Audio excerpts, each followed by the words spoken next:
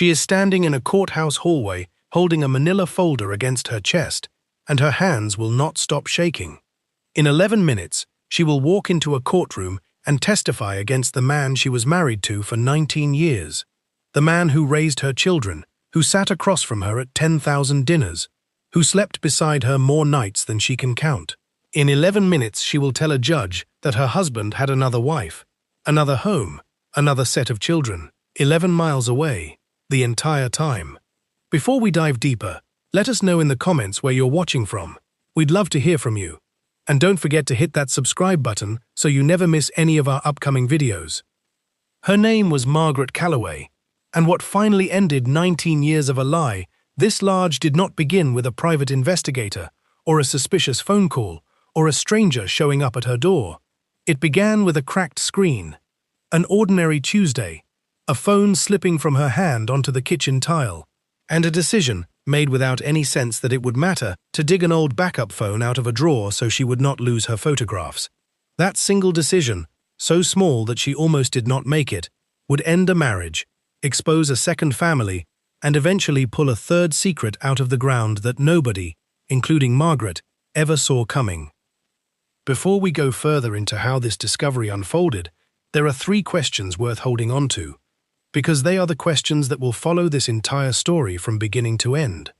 How does a man maintain 2 completely separate households, 2 wives, 2 sets of children, for 19 years, 11 miles apart, without either side ever discovering the other? What does it take, psychologically and logistically, to live 2 full lives at once without cracking under the weight of it?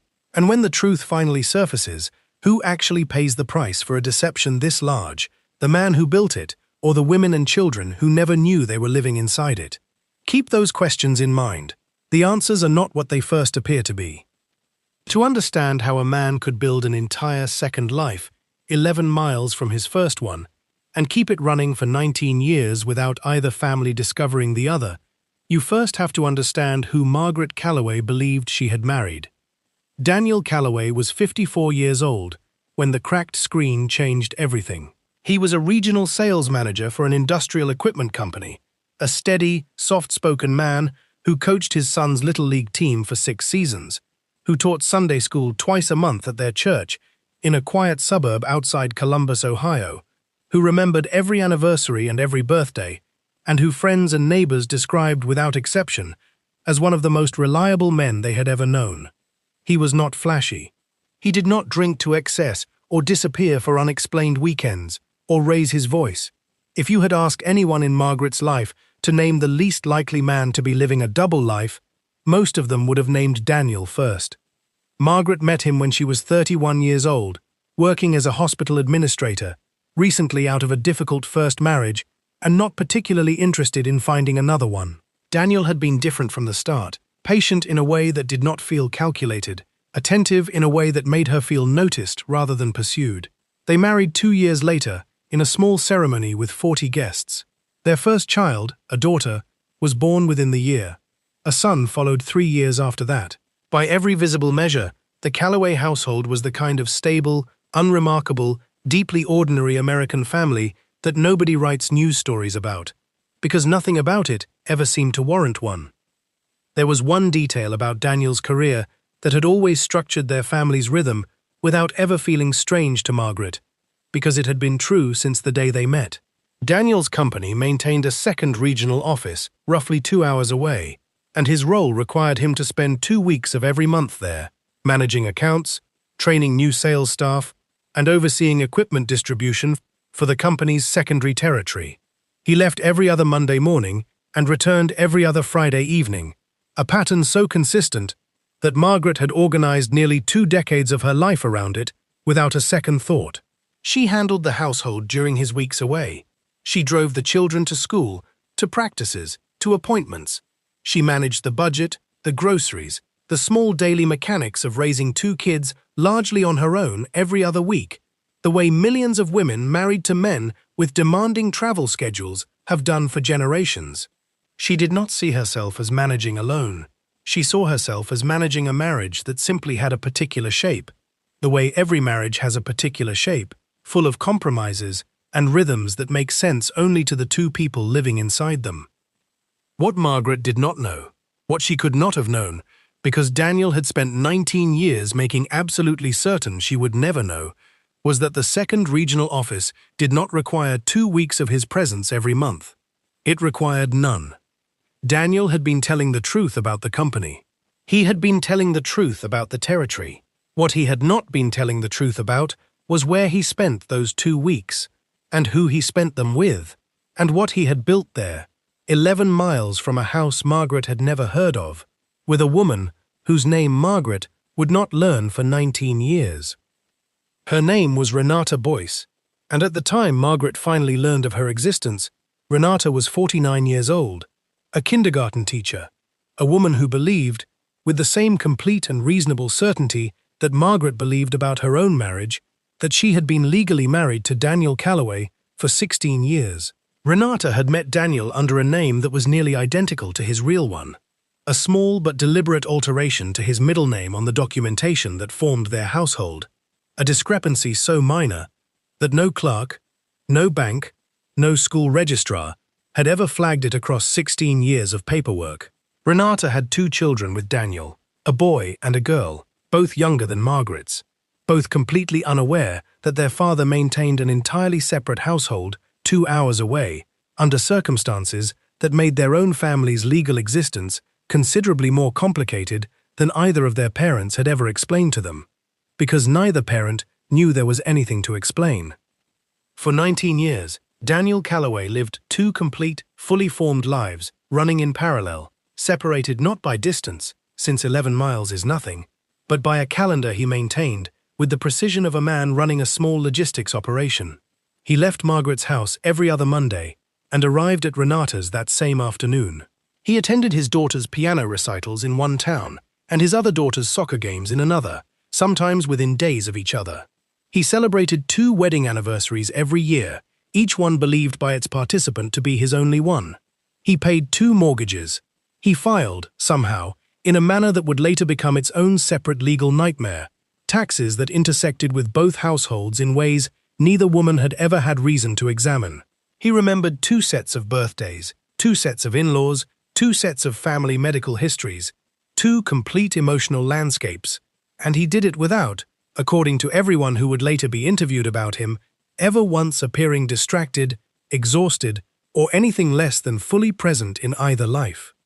The mechanics of how a man sustains something like this for 19 years are almost more unsettling than the betrayal itself, because they require a level of discipline that has very little in common with the popular image of a careless cheater juggling a messy double life.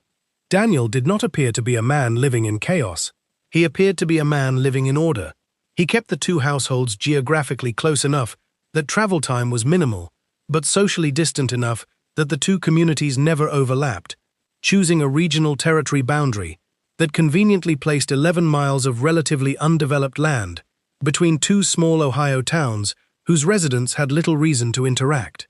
He used a work phone for one life and a personal phone for the other, a separation so consistent that even when Margaret occasionally glanced at his phone over the years, the way spouses casually do, she never saw anything that did not belong there, because nothing that belonged to the other life was ever allowed near the phone she might see.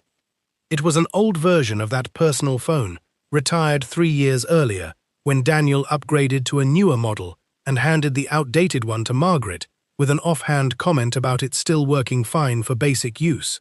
That became the instrument of his undoing. Margaret had used it occasionally as a backup device for photos, never thinking to examine its contents closely, until the Tuesday her current phone shattered on the kitchen floor, and she needed somewhere to transfer years of family pictures before she lost them. She plugged the old phone in. She opened the photo application, and she found, sitting in a cloud backup that Daniel had apparently forgotten, was still quietly syncing in the background of a device he believed was retired and harmless, photographs that did not belong to her family at all. The first image she saw was a birthday party, a girl, perhaps 10 years old, blowing out candles on a cake shaped like a unicorn, surrounded by balloons and a banner that read "Happy Birthday" in bright pink letters. Margaret did not recognize the child. She did not recognize the kitchen behind her, the wallpaper, the curtains, the dog sitting beside the birthday girl's chair. What she recognized, standing just behind the child with one hand resting on her shoulder and a proud, ordinary, completely unguarded smile on his face, was her husband.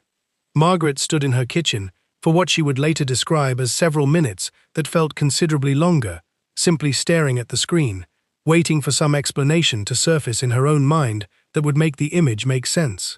A niece, perhaps, from a branch of Daniel's family she did not know well. A co-worker's child at an office party.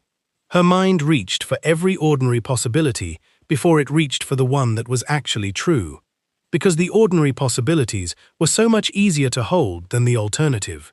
But the photo beneath it showed the same child a year younger, at what was clearly another birthday, in the same kitchen, with the same dog, and the photo beneath that one showed Daniel asleep on a couch she did not recognize, with a baby resting on his chest, an infant who, judging by the apparent age progression across the surrounding images, would now be approaching adolescence. And the photo beneath that one showed Daniel standing beside a woman Margaret had never seen before, both of them dressed formally, his arm around her waist, a banner behind them that read, in gold cursive lettering, "Happy Anniversary." It took Margaret nearly 4 hours to look through the entire archive on that phone, scrolling backward through what amounted to roughly a decade of documented family life that had nothing to do with her, organized with the same casual, accumulated ordinariness as the photo library on her own current phone.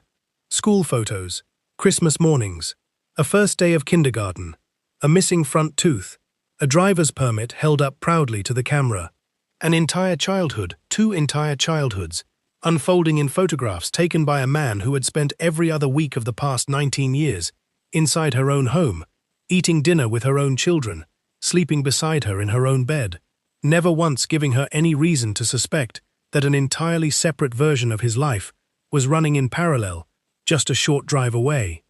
She did not confront him that night. She has said in the time since that she is still not entirely certain why, except that some instinct beneath her shock recognized that what she had discovered was larger and more complicated than a single conversation could safely contain, and that if she said anything to Daniel before she understood the full shape of what she was looking at, she risked losing the only advantage she had, which was that he did not yet know she knew. She photographed every image on the old phone with her daughter's spare device.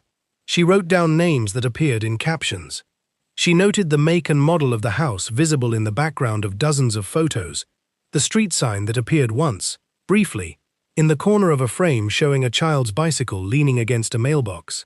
And then she did something that would become, in the months that followed, one of the most important decisions she made in the entire ordeal. She closed the phone, placed it back exactly where it had been, and waited for Daniel to come home from his regular 2-week rotation, as though nothing at all had changed, while she quietly began building, piece by piece, a case that would eventually require the involvement of 2 separate county court systems, a private investigator, and a discovery so large that even Margaret, sitting in her kitchen that first night with her hands still shaking, could not have imagined how far the truth was actually going to reach.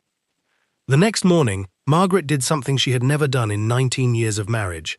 She drove, alone, in the opposite direction of her own routine, toward the small town whose street sign she had memorized from the corner of a single photograph. It took her 40 minutes to find the house, a modest 2-story colonial with pale blue shutters and a basketball hoop mounted above the garage, sitting on a quiet residential street that looked, in almost every respect, exactly like her own.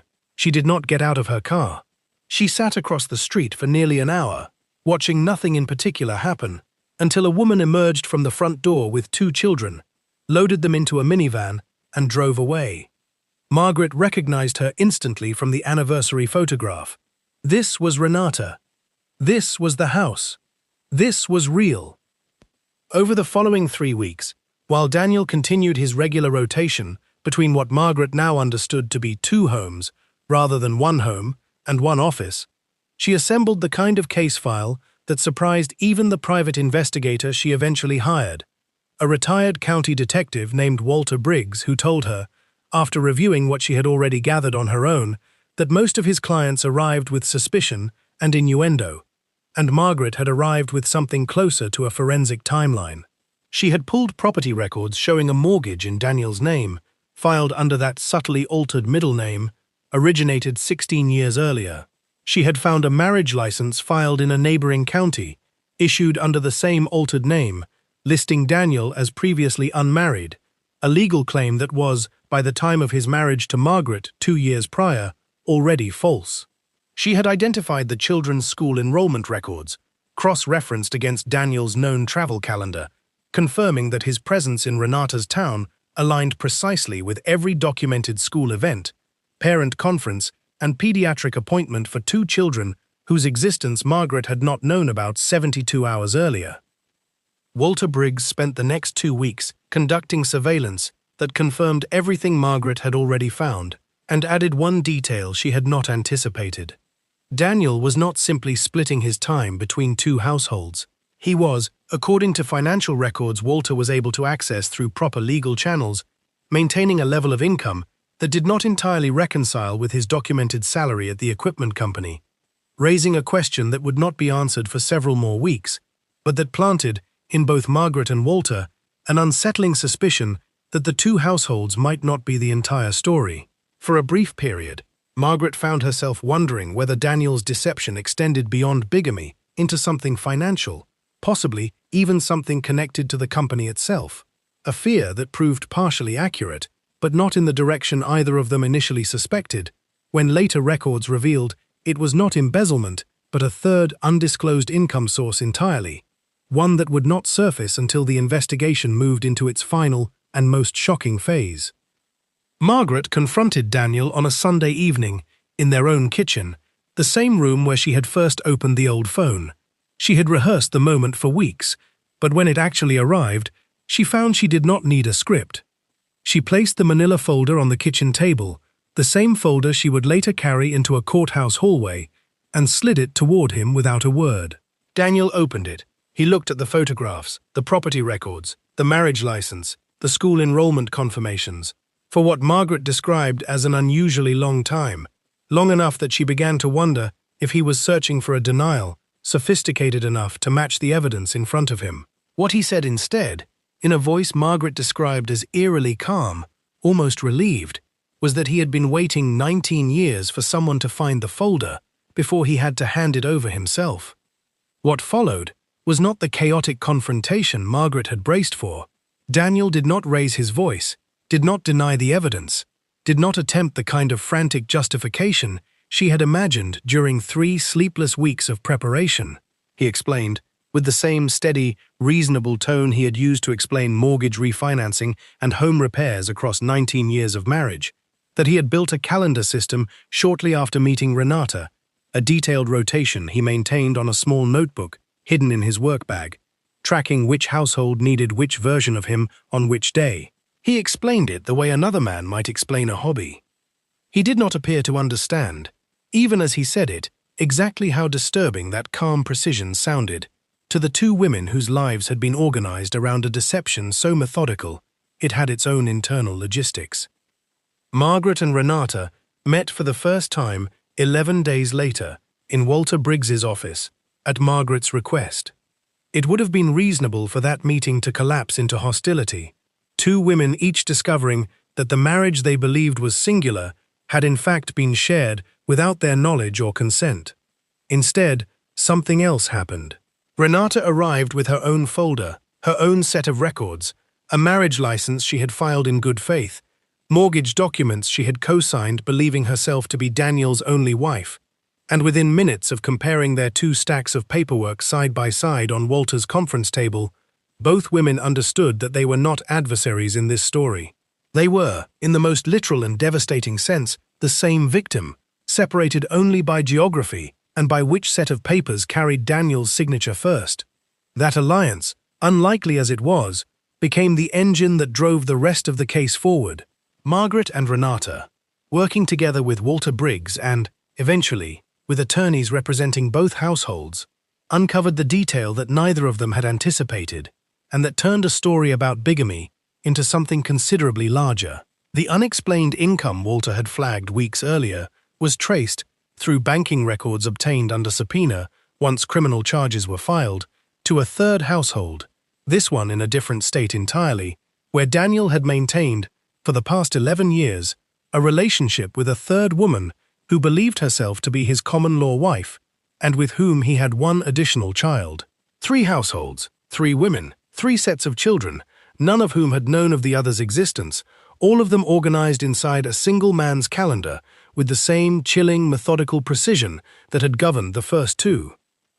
The criminal case against Daniel Calloway moved through 2 separate county court systems simultaneously, charging him with bigamy in both jurisdictions where formal marriage licenses existed, alongside multiple counts of financial fraud connected to fraudulent tax filings, falsified loan applications, and misrepresented marital status across 2 decades of paperwork that had, until a cracked phone screen intervened, never been questioned by a single institution. Prosecutors described it, in court filings that would later be widely reported, as one of the most sustained and methodically maintained deceptions they had encountered in the jurisdiction's history. Not because bigamy itself was rare, but because the level of administrative discipline required to maintain 3 full households without a single cross-contamination of records across 19 years was, in the words of one prosecutor, almost impressive in its execution, were it not so devastating in its human cost. Daniel ultimately pleaded guilty to the bigamy charges in both counties and to several of the associated fraud charges, avoiding a trial that would have required Margaret, Renata, and the third woman, who chose to remain entirely out of public record and whose name has never been released, to testify in open court against him directly. He received a sentence that combined probation, restitution, and a relatively short period of incarceration, a resolution that many people who later heard the story found surprisingly lenient given the scale of the deception, a reaction that points to something the legal system has never fully resolved, which is that the laws governing bigamy in most states were written in eras when the crime was assumed to be rare and isolated, not engineered with the operational sophistication Daniel had brought to his version of it.